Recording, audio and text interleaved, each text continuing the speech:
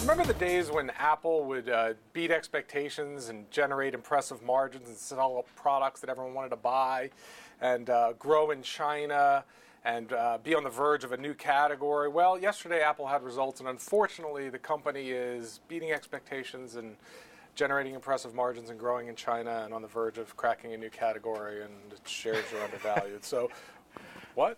The problem is that each of these things has a caveat, an asterisk, if you will. Like, for instance, take China. Okay, they're growing. The last quarter they shrank. 25% quarter on quarter. This quarter they grew, but the question is, will China Mobile come out and accept their phone? It looks like they may, but it's not quite there. There are all these hints. Still some hesitation about that. And it's the same thing with margins. The question was, everyone's like, okay, Samsung's pressuring the margins because they can't sell iPhones for as much as they used to.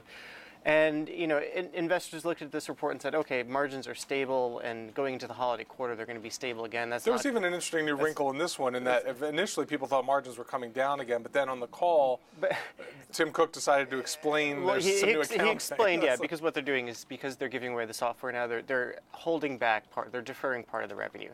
And if you just make it, the simple case is actually they're going up slightly next quarter.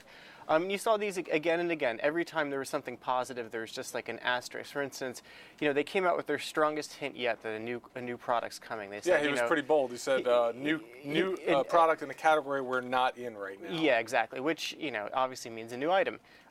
When will that be? Probably in the spring. But Apple didn't say exactly when it's coming. They just said it's coming, but then everyone's known it's coming for a long time. A carrot that they've kind of dangled out there. But this was probably the firmest way they've put it yet. Yeah, There's no guarantee it's a hit. I mean, obviously they have a pretty good track record with their products, but you just never know. And the question is, is there going to be demand for that? Will they be able to roll out enough of them? All these questions. So it seemed again and again, every time they promise something, it's like, well, not quite yet. And so and then there's also the capital, which is a whole other question that's come up more lately than it has in the past. But $150 billion of cash. Yeah, and obviously Carl Icahn saying they should give out more of that, and then they began off the call by saying the board is examining capital allocation. Again, another hint that there's going to be a raise, and they said we'll look at it next year. And they've already bumped it up. They started at one number, they bumped it up a little more. They basically doubled it. It's up to $100 billion, but they're saying obviously it's going to go higher. But again, that won't happen before the end of the year, probably early next year. And the question here is really about the offshore money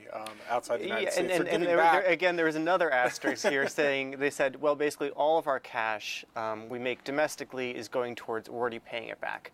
The question, if you bring cash from overseas, you take there's a tax hit. And so Apple's probably going to borrow money instead. So they're going to have to go to the market and borrow money. Well, it looks like there's a good case for the Bears and the Bulls to latch onto with Apple right now. It's a kind of a complicated one. It's a waffle. All right.